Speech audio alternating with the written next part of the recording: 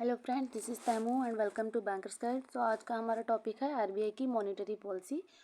तो ये interview series का एक पार्ट है। तो चलिए हम अपना वीडियो बिना देरी के स्टार्ट करते हैं। और जो भी आरबीआई की मॉनेटरी की पॉलिसी के रिलेटेड जो भी डिटेल वीडियो है मैं आपको फुर्सत में बना के अपलोड कर दूँगी। सो फिलहाल इंटरव्यू के रिगार्डिंग वीडियो बना रही हूँ। तो चलिए अपना वीडियो स्टार्ट करते हैं। So what is said to be monetary policy. तो मॉनेटरी पॉलिसी क्या है? Monetary policy is an economic policy that manages the size and growth rate of the money supply in an economy.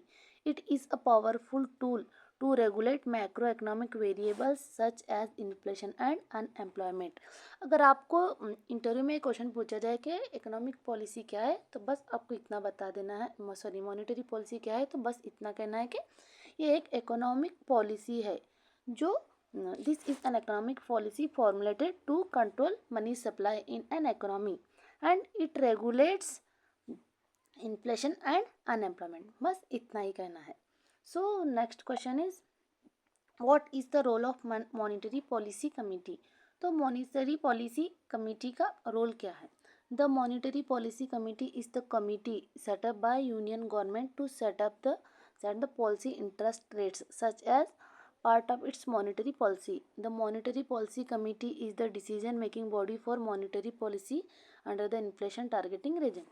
So बस इतना आपको बताना चाहिए कि monetary policy committee जो होती है वो क्या काम करती है। वो तो यही काम करेगी ना। तो मॉनेटरी पॉलिसी का काम क्या है? इंटरेस्ट रेट्स जो भी CRR SLR वगैरह होते हैं तो उनको फिक्स करना। वो कब फिक्स करते हैं? जब इन्फ्लेशन घटता है बढ़ता है। तो मनी सप्लाई को कंट्रोल करने के लिए इस पॉलिसी को बनाया गया है। तो बस इसका काम है इंटरेस्ट रेट्स को फिक्स करना, इस इन्फ्लेशन को इंटरेस्ट रेट्स को फिक्स करना इन्फ्लेशन को ध्यान में रखते हुए। तो यही है इसका answer.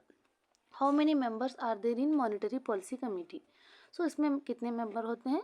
RBI has 6 members, they 3 of whom are selected by central government and 3 of whom are from the RBI. तो आरबीआई की मॉनेटरी पॉलिसी कमेटी के 6 मेंबर होते हैं जिसमें 3 गवर्नमेंट सेंट्रल गवर्नमेंट के होते हैं और 3 आरबीआई के होते हैं।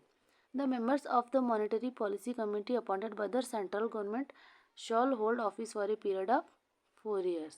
अगर आपको ये पूछा जाए कि जो भी सेंट्रल गवर्नमेंट से जो भी अपॉइंट किए जाते हैं तो उन मेंबर्स का जो ऑफिस होल्डिंग पीरियड होता है तो वो कितना होता है? 4 years का होता है. Next, what it do. तो मॉनेटरी पॉलिसी कमेटी जो है वो क्या करती है? Fix the benchmark interest rate of the RBI. तो ये कितने मेंबर्स करते हैं? अभी मैंने आपको बताया 3 गवर्नमेंट के और 3 आरबीआई के और total 6. The next, what are the objectives of the monetary policy. तो इस मॉनेटरी पॉलिसी कमेटी को बनाने के ऑब्जेक्टिव क्या हैं? So high employment, economic growth, price stability, interest rate stability of financial markets, stability in foreign exchange markets. So employment को बढ़ाना and economy की ग्रोथ, प्राइस में स्टेबिलिटी बनाए रखना, इंटरेस्ट रेट की स्टेबिलिटी बनाए रखना, स्टेबिलिटी ऑफ फाइनेंशियल मार्केट जो जैसे मनी मार्केट है, कैपिटल मार्केट, तो वहाँ पे स्टेबिलिटी बनाए रखना और फॉरेन एक्सचेंज में भी स्टेबिलिटी बनाए रखना, यही इसका बनाने का उद्देश्य है. नेक्स्ट, ऑब्जेक्टिव्स जो मैंने बताया भी वही पिक्चर के थ्रू मैंने इधर मेंशन किया. How many times does a monetary policy committee meet in a year. So एक साल में मॉनेटरी पॉलिसी कमेटी के मेंबर्स कितनी बार मिलते हैं? So reserve bank of India reviews the monetary policy once every two months bimonthly, that is 6 times a year. तो एक साल में वो 6 बार मिलते हैं. हर 2 महीनों में एक बार मिलना होता है. तो एक साल में 6 बार मिलते हैं. What are the tools of monetary policy. So monetary policy के टूल्स कौन कौन से? 6. Repo rate, reverse repo rate, open market operations, bank rate policy, cash reserve ratio, statutory liquidity ratio. So ये जो 6 हैं ये क्या है? मॉनेटरी पॉलिसी के से टूल्स हैं. सो नेक्स्ट, इनको 2 पार्ट में डिवाइड किया है, एक क्वांटिटेटिव और दूसरा सेलेक्टिव. सो क्वांटिटेटिव कौन कौन से हैं? Open market operations, bank rate, cash reserve ratio and selective control credits में आते हैं credit rationing, margin lending and moral सुएजन.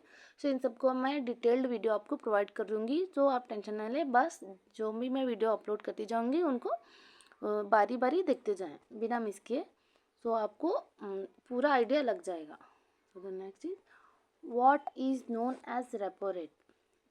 The repo rate is the rate at which RBI lends money to commercial banks in case of a shortage of funds।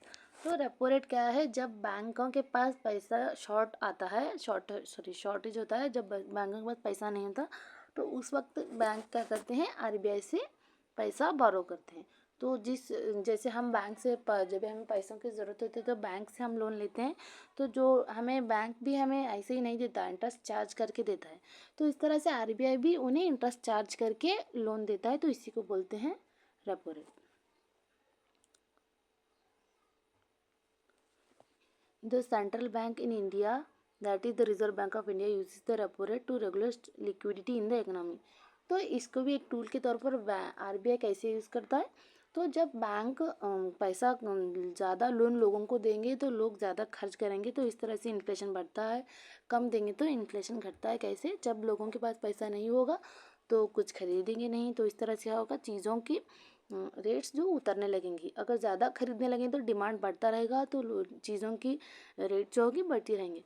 तो इस चीज़ को इस ध्यान में रखते हुए आरबीआई क्या करता है? यहाँ पे रेपो रेट का इस्तेमाल करता है। जब बैंक को ज़्यादा लोन प्रोवाइड करते हैं, तो जब फंड का शॉर्टेज आता है, लोगों से ज़्यादा लोन्स की डिमांड आने लगती है, तो बैंक क्या करते हैं? आरबीआई के पास जाते हैं। तो इस सिचुएशन में आरबीआई क्या करता है? बैंकों को ही महंगा लोन प्रोवाइड करता है। जब बैंकों को आरबीआई महंगा लोन प्रोवाइड करेगा, तो बैंक क्या करेंगे? कस्टमर्स को भी महंगा लोन देंगे। जब वो महंगा लोन देंगे तो कस्टमर कम लोन लेंगे। अगर जब आरबीआई अगर सस्ता लोन लेगा तो लोन देगा, तो बैंक क्या करेंगे? कस्टमर्स को भी सस्ता लोन देंगे, तो लोग ज़्यादा लोन लेंगे। तो इस तरह से आरबीआई इसको रेपो रेट को एज ए टूल इस्तेमाल करता है। Reserve bank of India lends to bank commercial banks more cash to lend borrower. तो जो मैंने बताया, जैसे आरबीआई बैंकों को पैसा लोन देगा, तो कमर्शियल बैंक क्या करें? मोर कैश उनके पास होगा कस्टमर्स को देने के लिए। तो इस तरह से क्या होगा? इकोनॉमी में ज़्यादा पैसा इन्फ्यूज़ होगा। अगर कम ब्याज पे देगा तो बैंक भी ज़्यादा इंटरेस्ट चार्ज करेंगे और लोग कम लोन लेंगे। तो इस तरह से इसका कंसेप्ट है। What is the impact of repo rate hike? वहीं जो मैंने आपको बताया, when the RBI hike the repo rate the commercial banks how to pay more to borrow money from the central bank. तो जब आरबीआई रेपो रेट को बढ़ा देगा तो बैंकों क्या होगा? ज़्यादा इंटरेस्ट पे करना पड़ेगा। किसको? आरबीआई को। So in turn the cost of borrowing for retail and other loans by the bank also rises। So क्या करेंगे? बैंक भी जो रिटेल लोन, मतलब जो कस्टमर को लोन प्रोवाइड करते हैं, उसको बोलते हैं रिटेल लोन। सो कस्टमर्स को भी ज़्यादा इंटरेस्ट चार्ज करेंगे। तो इससे क्या होगा? This rise reduce the demand for goods and services. अगर लोग कम लोन लेंगे तो चीज़ों के लिए लोगों की जो इच्छा होगी वो कम होगी, उनके पास पैसा नहीं होगा तो खरीदने के लिए नहीं जाएंगे। तो इस तरह से क्या होगा? डिमांड चीज़ों के लिए कम हो जाएगा। If demand decreases producers may reduce prices to attract buyers. जब डिमांड कम होगा तो जो भी प्रोड्यूसर्स होते हैं वो क्या करते हैं? लोगों को अट्रैक्ट करने के लिए चीज़ों के प्राइसेस को कम कर देंगे, अपना जो सेल्स को बढ़ाने के लिए। Which can help control inflation. तो इस तरह से क्या है? जो चीज़ों के दाम बढ़े होते हैं वो कम हो जाते हैं। Repo rate hike reduces the money supply in the economy. So overall repo rate से क्या होता है? जो मनी सप्लाई जो इकोनॉमी होता है उससे कंट्रोल किया जा सकता है।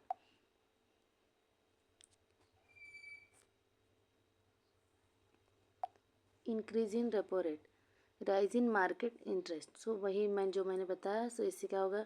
कंजम्पशन कम होगा, इन्वेस्टमेंट भी कम होगा। सो इससे क्या है? डिमांड में भी रिडक्शन आएगा और